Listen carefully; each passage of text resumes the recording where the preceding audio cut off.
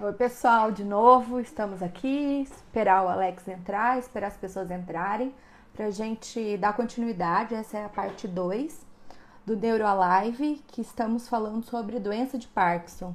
E é um tema que dá muito pano para manga mesmo, tanto é que faz uma que a gente está falando sem parar e ainda tem muito assunto, tem muita pergunta aí que falta a gente responder.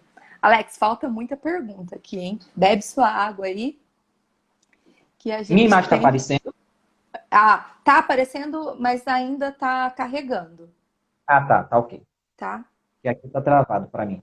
É, parece que tá travado, Alex. Mas Tá eu de tô ouvindo novo? sua voz. Oi? Tá de novo para aparecer? Porque...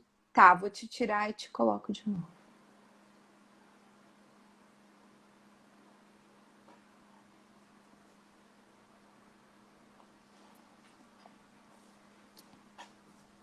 Pronto? E aí? Tá em freezing.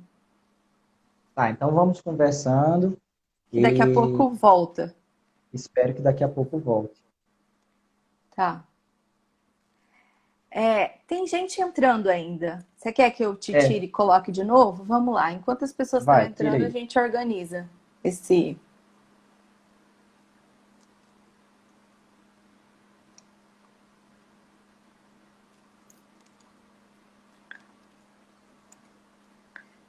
Oi, Vanessa. Oi, Maurício. Edson Luiz aqui fez um monte de pergunta. A gente vai responder, viu, Edson? Tem um pouco de paciência aí para a gente responder tudo. Olha, fizeram muitas perguntas, espero que a gente consiga responder. E essa live que a gente vai ter com o farmacêutico, com o André Bach, que é uma pessoa, ele é doutor em farmácia, estudou neurociências, então a participação dele aqui vai ser muito importante. Acho que vai ser uma live para a gente entender como os medicamentos eles são estudados, então vai ser uma live bem legal. Deixa eu ver que dia que vai ser. Acho que a internet do Alex está ruim. Vai ser no dia 18 de junho. A gente tem live até o começo de julho.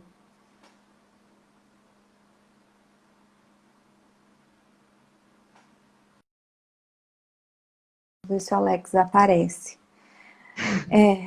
Ah, apareceu? Acho que não, acho que tá travado aí. Mas vamos só com a voz, então. Então vamos com a sua voz. Tá travado bonito, não tá com a boca aberta. Tá Ah, show bonito. de bola. Então tá. Ó, Alex, o que que perguntaram para mim? Se. Ah lá, deixa eu só responder uma coisa. Faz live de cefaleias, nunca te pedi nada. Alex, eu já te pedi para fazer essa live comigo, né? Vamos Vamos ver se a fazer gente isso? faz. Vamos. Vamos ver se a gente faz. Olha, perguntaram assim: se a demência, se a doença de Parkinson tem chances de virar doença de Alzheimer em 30% dos casos. Se isso é verdade. Ó, é o seguinte, existe uma demência na doença do Parkinson. Ela é diferente, e aí é justamente o tema da live que a gente vai falar. Existem sintomas diferentes, ela evolui de forma diferente do Alzheimer, tá? Não é o Parkinson quem vai causar o Alzheimer, até porque são doenças que têm fisiopatologias diferentes, tá? A gente já falou na alfa-sinucleinopatia, um nome bem bonito para o Parkinson, e lá no Alzheimer é outra coisa, é taupatia e beta-amiloide. Então, são fisiopatologias completamente diferentes. Então, É, existe uma evolução, tipicamente para demência, lá por 15, 20 anos de doença, existe. E existem pacientes que têm as duas coisas, Parkinson e demência de Alzheimer. Então, ele pode desenvolver a qualquer momento. Que eu saiba, não existe um risco aumentado de desenvolver a demência de Alzheimer. O que a gente pode considerar é o seguinte: as doenças neurodegenerativas ocorrem em pessoas que não trataram muito bem o seu corpo ao longo da vida. Não é que a gente esteja culpando, mas fizeram menos atividade física, a alimentação foi inadequada, etc. Tanto que existe maior casos em países subdesenvolvidos do que em países desenvolvidos. Tanto para Alzheimer quanto para demência. Então, para Alzheimer como para Parkinson. Então, se a pessoa ela já desenvolveu uma doença neurodegenerativa, significa que ela tem um risco aumentado para desenvolver uma segunda, tá? os fatores de risco são os mesmos, né? Muito parecido. Muito parecidos. É. Perguntaram também se a doença de Parkinson é falta de dopamina. Peraí, deram uma dica Ah, aqui de eu fechar é, os outros aplicativos. Não sei como é que eu vou fechar. Se é falta.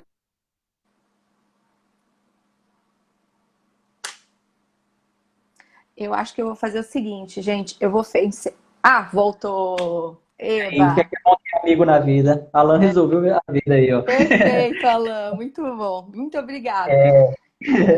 É, Sim, é a falta de dopamina. Então, existe uma regiãozinha no cérebro chamada substância nigra, que tem esse nome porque ela é escurinha, é cor negra mesmo, tá? E ali é produzido, é uma das regiões onde é produzido dopamina, e a célula sai da substância negra e vai lá para uma outra região chamada estriado, e ela faz uma estimulação lá no estriado. O que começa, o que começa a ter problema é que começa a morrer as células da substância negra que vão para o estriado e que levam dopamina para lá. Então, quando já morre cerca de 40% em algumas pessoas, 60% em outras, 80% em outras, é que começam a ter os sintomas motores. Mas também a depressão é por outro tipo de neurotransmissor, o distúrbio comportamental do sono REM é por outro neurotransmissor. Então, são múltiplos neurotransmissores, mas o principal de todos é a dopamina, que é a responsável pelos sintomas motores. A gente só dá diagnóstico de doença de Parkinson com os sintomas motores. Então, ela, de fato, é a principal de todas. E a levodopa-benzerazida, que é o principal tratamento que eu falei, nada mais é do que vai chegar lá no cérebro e se transformar em dopamina, para disponibilizar. Só que aí a gente tem sim. cada vez menos células e por aí vai. Tem como evitar? Tá. Eu posso deixar uma Perguntaram. pergunta aqui? Isso. Pode A sim. Rayane perguntou, tem como evitar? E essa é uma pergunta exata, muito legal, que eu gosto de responder. Como é que a gente evita tanto a evolução da doença, para a gente fazer com que ela fique mais lenta, como nas pessoas? Atividade física. Esse é, assim, o disparado que faz a diminuição de todas as doenças neurodegenerativas de uma forma geral, também AVC, problemas cardíacos, etc. Tá? Então, é a atividade física é o principal. A manter a mente ativa e dieta bem adequada são as outras formas, tá? Beber bebida em moderação e não fumar. Aquilo que todo mundo já sabe. Mas o principal de todos é a atividade física. Atividade física. Alex, perguntaram aqui também assim, o olfato, a perda do olfato é um dos sintomas precoces também? Sim, é um dos sintomas que ocorre antes da doença. Eu já vi um paciente chorar porque eu perguntei para ele se ele não sentia mais o cheiro das coisas. Um daqueles casos que chegou por dor no ombro, que já estava há 4 anos rodando e ninguém tinha percebido que ele era lento, com os movimentos lentos e rígido. Ele era muito rígido, eu me lembro.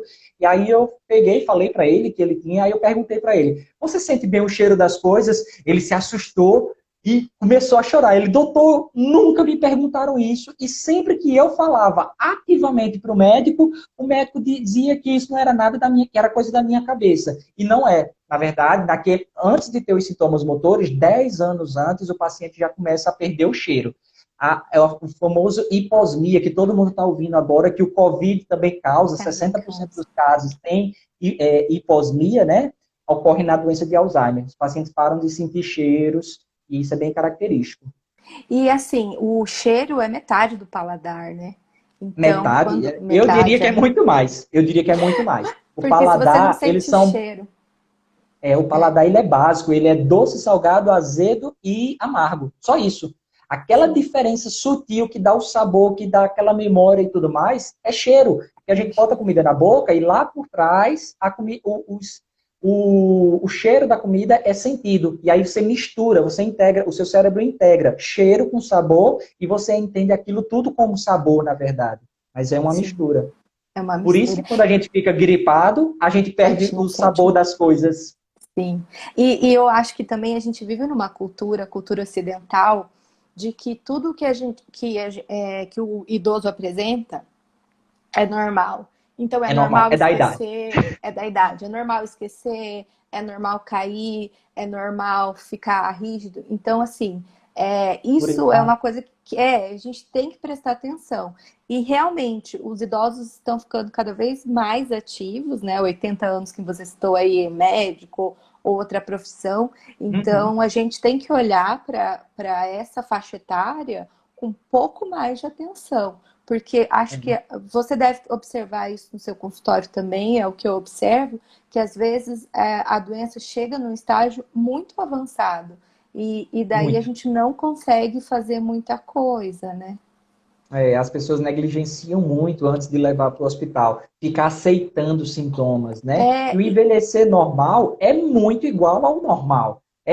Quase não tem sintomas o envelhecer normal. Então, o normal é você ser igual a uma pessoa de 50, 60 anos. Não é para é, perder memória, não é para urinar nas calças, não é para cair constantemente, não é para ter nada de diferente das outras pessoas.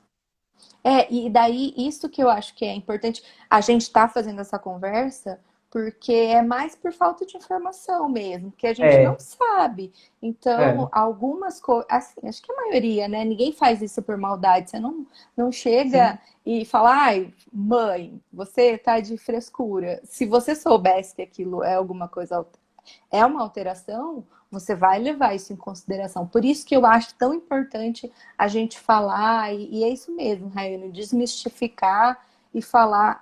A Larissa, que foi a neuropsicóloga que veio aqui na terça, a gente também não teve tempo hábil para falar tudo.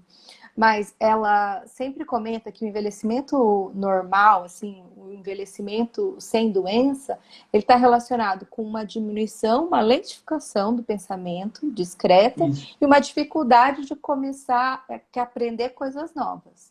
Mas Sim, fora isso, é mais nada. patológico, É, não é é para normal. lembrar de tudo, é É. para tudo normal. Sim, sim. Outra coisa também que perguntaram, a Isadora. A Isadora, ela perguntou sobre. Ela falou assim: que existem várias doenças que hoje em dia estão relacionadas com o intestino. Então, isso na doença de Parkinson, na cefaleia. A Isadora, ela é celíaca, ela não esconde isso de ninguém, por isso eu posso falar isso Tá, aqui abertamente. tá. Ela teve um diagnóstico tardio de doença celíaca, então é um assunto que ela gosta bastante, ela sempre levanta essa bandeira que eu acho que é extremamente importante. Se você não vê, se você não souber que essa doença existe, você não vai conseguir fazer o diagnóstico Diagnóstico. médico, que você não vai lembrar. É. Então, fala aí o que você acha do intestino e das doenças neurológicas. Concordo plenamente com o que ela falou, tá? A doença celíaca, inclusive, ela tem doenças na minha área, distúrbios do Na movimento minha também. relacionadas também, na sua É. também, né? Tem a epilepsia relacionada a isso daí também, né? Tá muito em voga esse assunto, de fato. Para vocês terem ideia, já existe de se fazer transplante de fezes, que nada mais é do que você tentar modificar as bactérias que existem dentro, de uma forma bem resumida, né? As bactérias que existem dentro do seu intestino, tá? E aí, por que isso, então? Porque as bactérias que estão vivendo lá dentro do seu intestino, elas podem gerar um determinado tipo de resposta inflamatória que predispõe a determinados tipos de doença. Enquanto que outras bactérias vão predispor a outro tipo inflamatório ou não inflamatório, né, também, que Sim. não vão predispor a essas doenças, tá? Então, existe a tentativa de se mudar. Aí existem doenças intestinais causadas pela flora que mora lá dentro, tá? Existem doenças neurológicas que são causadas e deve existir nas outras áreas. Doenças de pele que são causadas por problemas da flora intestinal, tá? Então, uma das grandes bandeiras que se existe para o início da doença de Parkinson é relacionado a isso. Inclusive, Intestino. isso explica por que a frequência é um pouco diferente entre países. Vai ter um determinado país que tem uma dieta X, que tem hábitos Y, e vão ter uma frequência de Parkinson tal, doença de Alzheimer tal. E aí, em outra população que tem uma dieta diferente, melhor, etc., vai ter menos doenças também. Isso é muito verdade. E o Edson perguntou também sobre se existe. Tem pessoas que têm síndrome das pernas inquietas e, por vezes, tem um diagnóstico de Parkinson. Como que você vê isso aí na sua clínica? Tá? Associação, muito, muito mesmo. Essa semana, Rayane, eu conheço Rayane já daqui de João Pessoa. A gente atende um paciente juntos e que tem Parkinson e pernas inquietas. Essa associação é muito grande, tá? E é um dos motivos, teve uma pessoa que perguntou lá atrás, tem um sono inquieto. é um dos motivos de sono inquieto, porque na verdade a inquietação é ali, localizada nas pernas, tipicamente nas pernas, mas pode ser em outros lugares, né?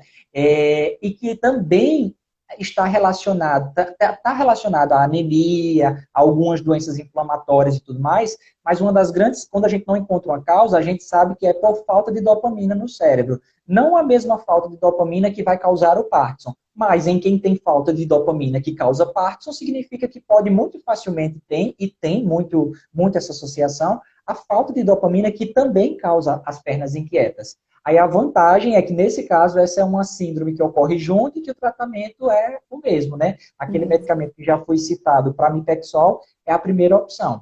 Mas se a gente tem uma anemia, é tratar a anemia. Se é secundário ao uso de uma medicação, é tentar reduzir essa medicação, mudar, fazer alguma coisa melhor. É por Se aí. ajuste.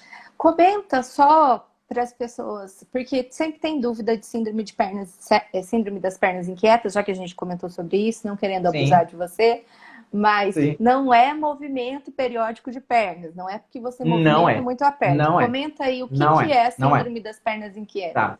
Eu vou começar primeiro, como você já citou, o movimento periódico de pernas nada mais é do que você fazer um movimento de forma periódica durante o sonho. Tem gente que faz balançando, tem gente que faz uma coisa mais lenta, tem gente que faz uns movimentos assim. Isso não atrapalha tanto, eu acredito, o sono quanto as pernas inquietas. Porque as pernas inquietas, você sente uma inquietação, aquilo não melhora enquanto você não movimentar as pernas. Geralmente é nas pernas, mas existe equivalentes, inclusive, pode ser só nos braços, pode estar em regiões maiores. O que foi descrito inicialmente por Ekbom, né? É na região da perna, tá? Então é uma sensação ruim, não é dor, mas pode ser descrito como dor na região da perna, abaixo do joelho.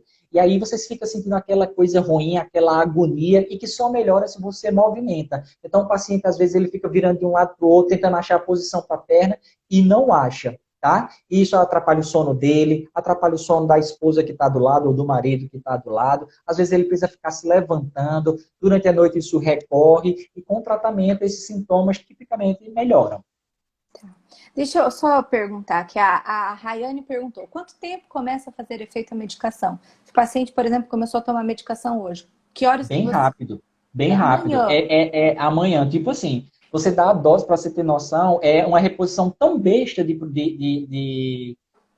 da levodopa, que você dá a dose que você dá, se você dá, por exemplo, ao dia, facilmente, 4 comprimidos do remédio para o paciente com Parkinson. Para ele, basta metade de um comprimido 1 hora antes de dormir. E ele para de sentir essas dores. No dia que ele não tomar, ele vai voltar a sentir aquela inquietação e lembrar que não tomou. É tipo bem imediato mesmo, na primeira semana.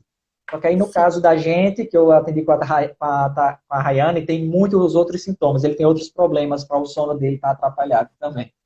Então já foi Ele tem específico insuficiência aí, né? cardíaca. Ela tem insuficiência Ah, cardíaca. que É. difícil.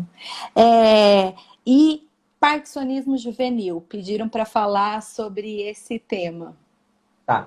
Então, eu já tinha falado um determinado momento que quanto mais jovem começa o Parkinson, então 20 anos, 30 anos, maiores as chances disso daí ser uma causa genética, tá? A gente tem que fazer diagnóstico diferencial também nesses pacientes com algumas outras doenças. Então, doença de Wilson, doença de Huntington. A doença de Huntington, quando ela ocorre antes dos 20, ela tipicamente ocorre entre os 30 e os 50 anos. Tá? Mas antes dos 20 anos, a gente chama de Huntington juvenil. Tipicamente, os pacientes com Huntington juvenil, eles desenvolvem uma síndrome parkinsoniana. Tá? Então, o sintoma dele é um Parkinson. Só que não é doença de Parkinson, né? A gente vai pensar mais em Huntington, quando começa com 15 anos de idade. Tá?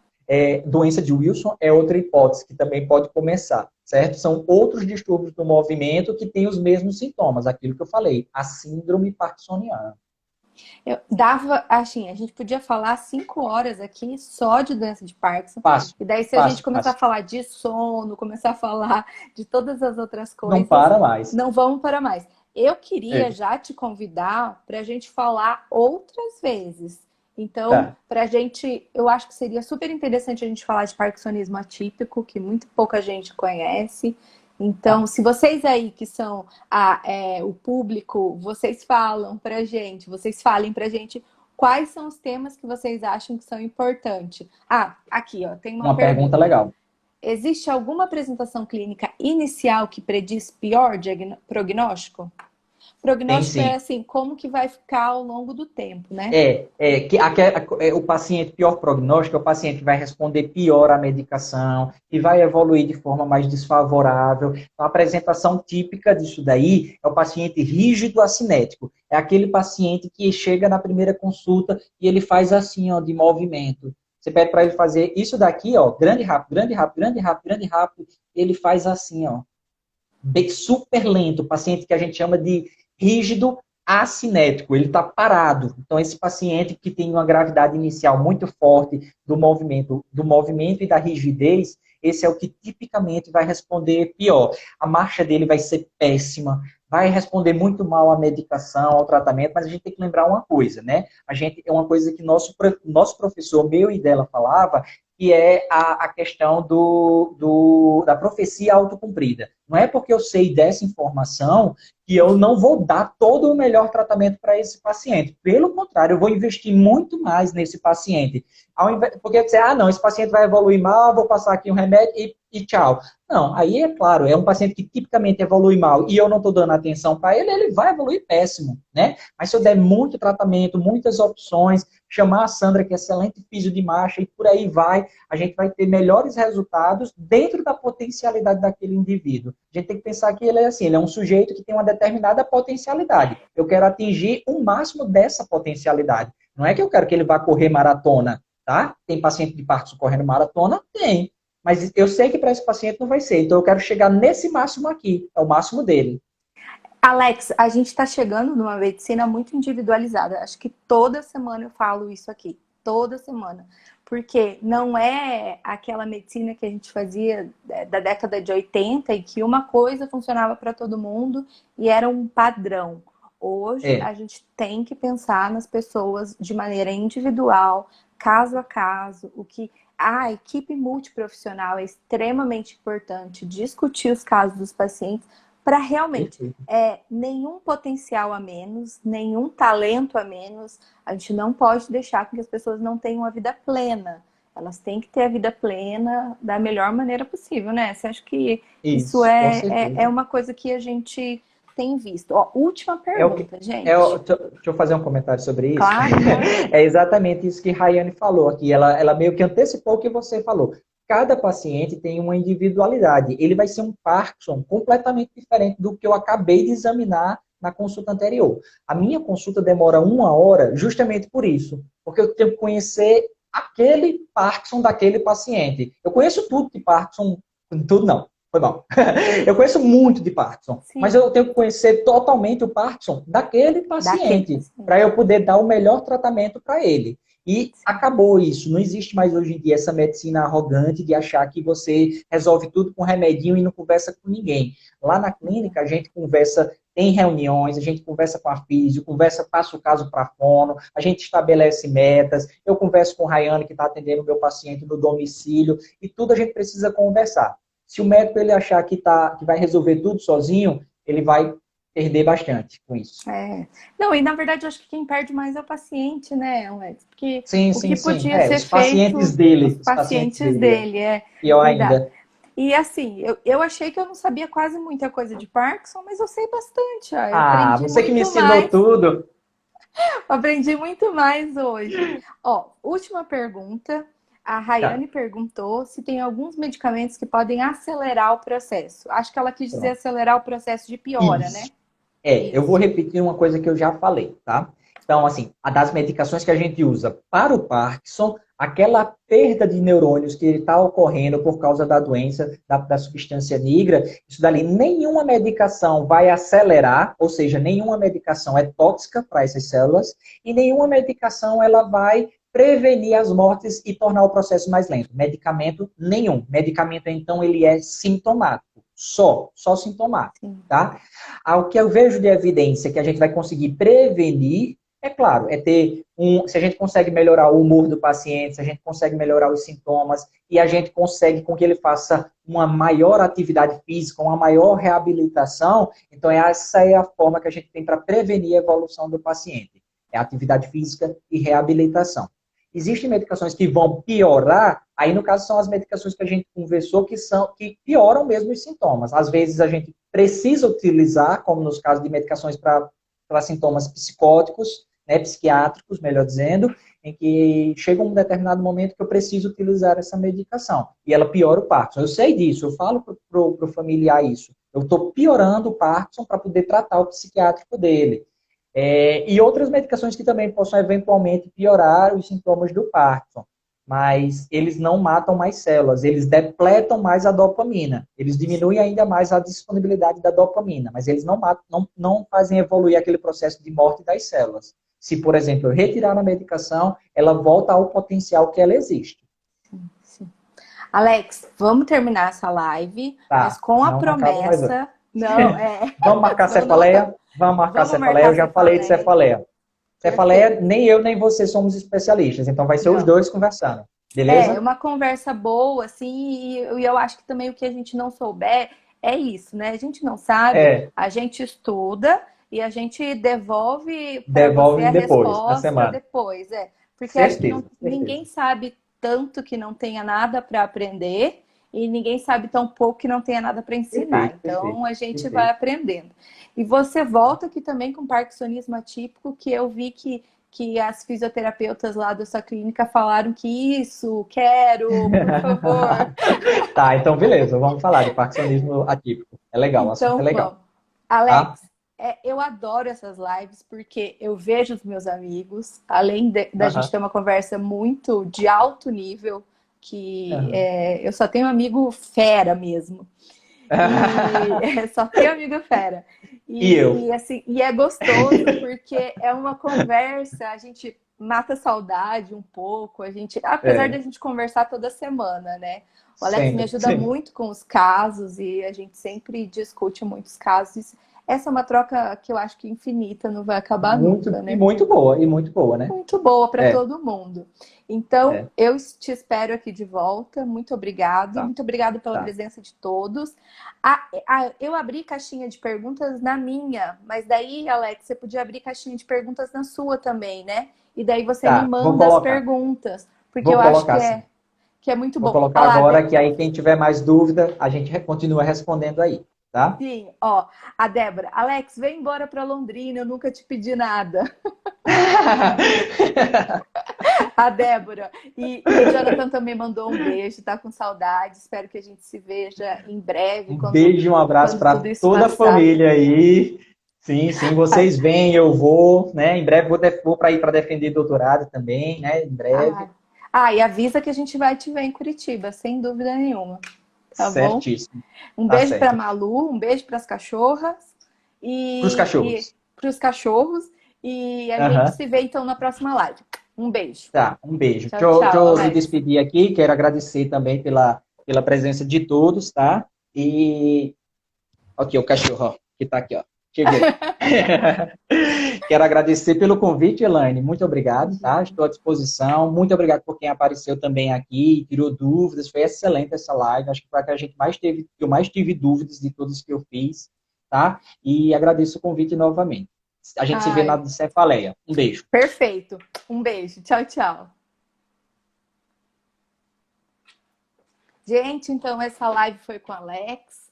É muito bom, né? É muito bom a gente conversar com amigos e poder dividir um pouco dos assuntos que eu acho tão importantes. Essa live, ela vai ficar salva no meu feed. E se vocês quiserem indicar para pessoas que têm Parkinson, pacientes, porque eu acho que foi uma conversa bem interessante. Vocês podem indicar, vocês podem também compartilhar. Vai estar também no Facebook e vai estar também agora no YouTube. A gente tem um canal no YouTube e a gente vai se falando. Se vocês tiverem dúvidas, podem mandar, que daí a gente vai respondendo ao longo da semana, tá? Terça-feira que vem, 7 horas da noite, então vai ter a live do Alex com demência na doença de Parkinson. Às 20 horas a gente vai falar sobre canabidiol na epilepsia. E na quinta-feira que vem a gente vai falar sobre segurança nas neurocirurgias, que é um assunto também muito interessante porque existe cirurgia para doença de Parkinson, então é muito bacana. Queria agradecer a todos vocês que estão agradecendo, que estão falando que gostaram, e eu acho que isso é um estímulo maior para a gente estar fazendo. Dá um pouquinho de trabalho, mas é muito legal porque a gente consegue sempre atingir pessoas das mais diversas áreas e isso é muito, muito legal. Então, um beijo para vocês. Rayane, muito obrigada pelas suas perguntas, foram muito legais. As meninas da Físio aí, fantásticas. Um beijo. Até semana que vem. Tchau, tchau, gente.